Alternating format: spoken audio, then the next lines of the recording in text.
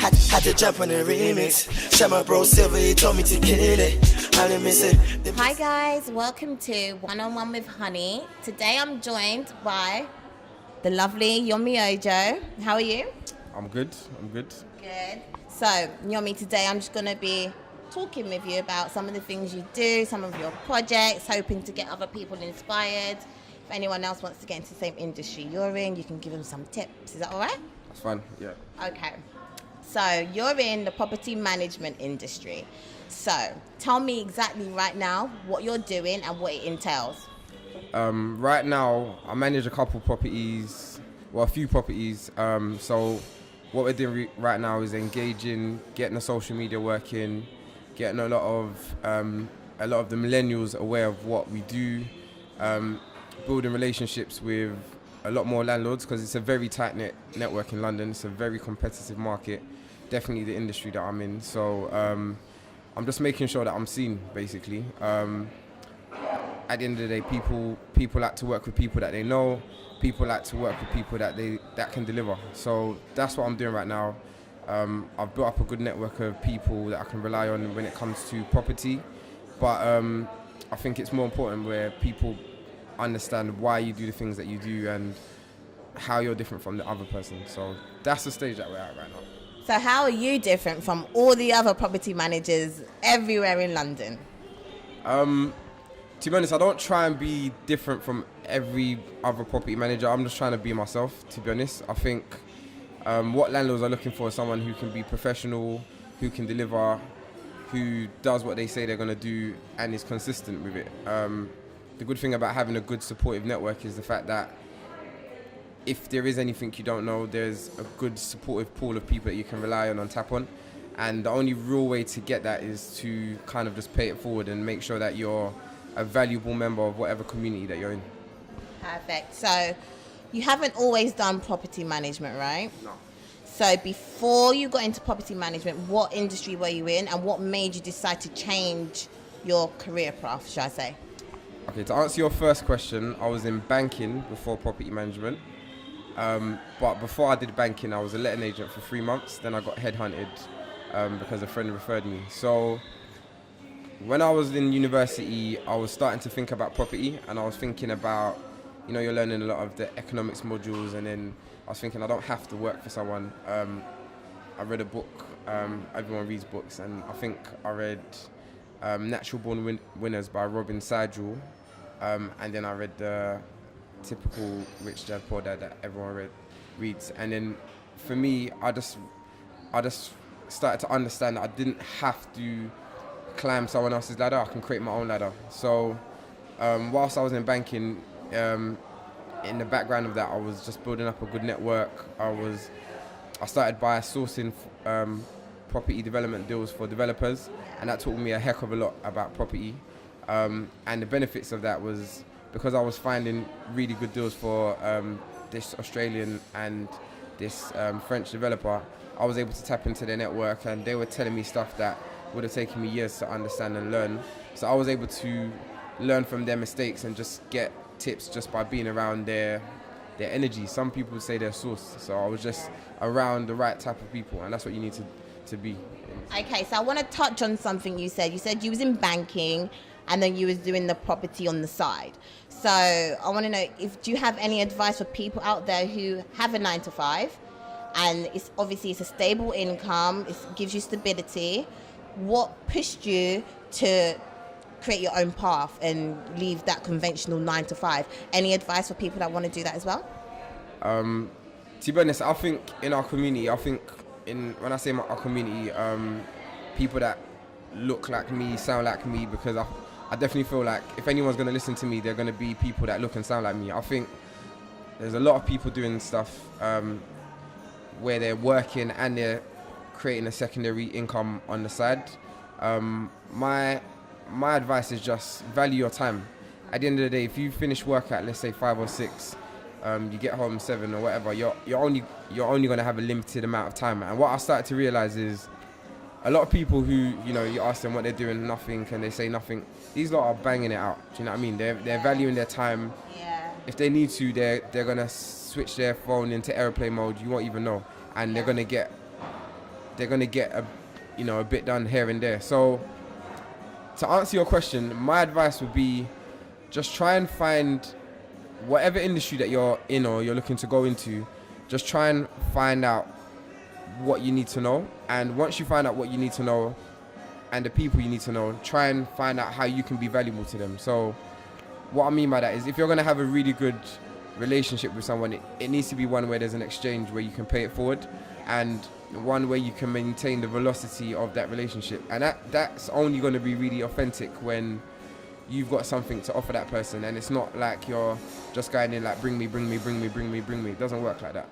I think at the end of the day, you need to think about things like gratitude, for example. So gratitude is a simple behavior that you can just say to someone that, look, I read your article and it inspired me to do this and this, and because of reading your article, I was inspired. That's something that person in their sharky industry might not have heard for the past 6 months. Yeah. And that might allow someone to take you in, and it just shows that person that you're human. Do you know what I mean? So I think just remembering that it's people before the process is definitely something you should try and do. Once you tap into your decision maker, just try and always think about how you can help someone else first. Yeah. And then you'll just find that I think to quote Gary V's quote, you've paid it forward so much that you've got enough leverage for life. Perfect. So, but Yommy, do you have any time for yourself then? So you're always working. How do you balance your personal and your work? You know what? I just try and make time. So one thing, probably the most simplest quote someone said to me last year or 2 years ago was, "Time is not to be wasted, my brother." Yeah. And it's not like one of these Mark Twain quotes or one of these celebrity quotes. It hit me. It was like, it's true. Time isn't to be wasted. Every hour is ours. So I just try and make a good balance of what I think is important. I think once you find out what your purpose is, or you feel like you're chasing something that's purposeful to you, you'll start putting in the hours that it needs to be done, and you'll start valuing that time. Perfect. So I know you had a project recently. You had a little event. Do you want to explain to me what that was about? So anyone that knows me properly knows I'm a bit of a geek. So you're nodding.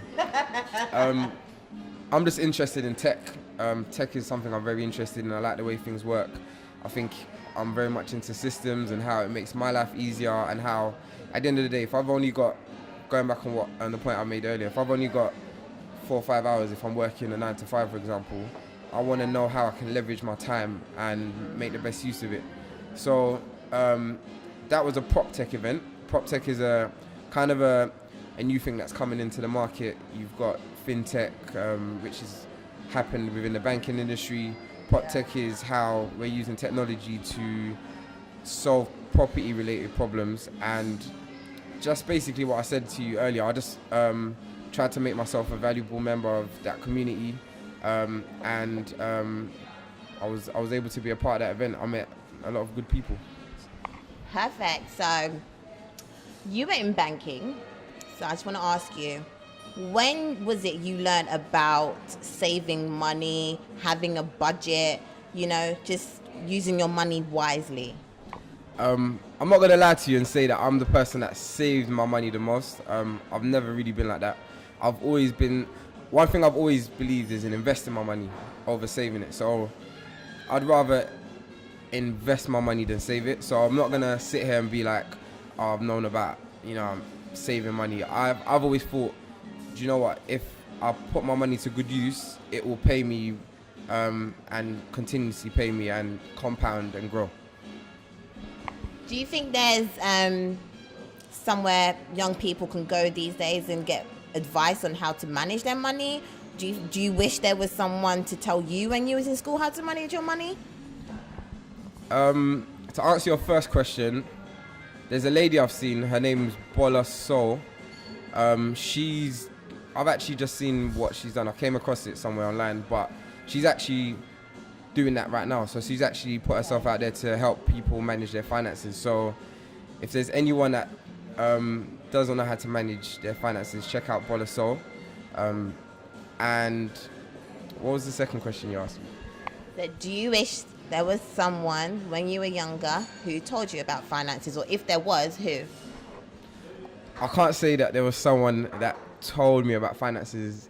Growing up, my dad was like the riskiest person ever. So he's like the kind of person who would have money and then not have money. And he just always liked to look after his family. So when he had money, we all knew it because he was spending it on us. And when he didn't have money, you knew because he'll be pushing. He'll be pushing forward those things that we thought was coming. And my mum's the complete opposite. She's like a saver. So I think the only thing I can say that I learned from my family is just to kind of like need a consistent income, and that's where cash flow comes into it. Okay. So what about any advice for young people right now who, you know, finding it hard to save, or do you think they should start saving at a young age, or does it just come naturally? I'll just say, I actually read this somewhere, so I'll put it like this.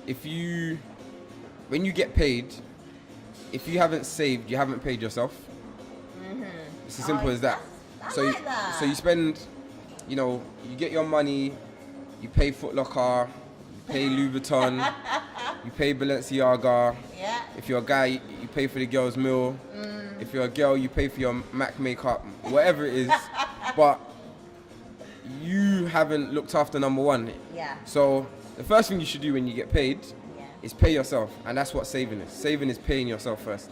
So my question is, don't you think it's important to pay yourself before anyone else? Most definitely have to pay myself. Yeah, exactly. I love that, Yommy. So can we look forward to anything coming from yourself? Any new projects? What have you got going on? I think more recently I've just been focused on just trying to do things that matter a bit more to me.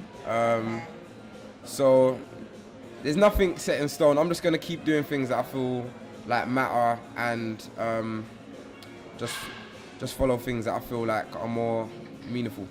So if someone was interested in getting a property or anything like that, where can they find you? If you wanted to talk about property, you could definitely get in touch with me. My email address is yommyojo@me.com.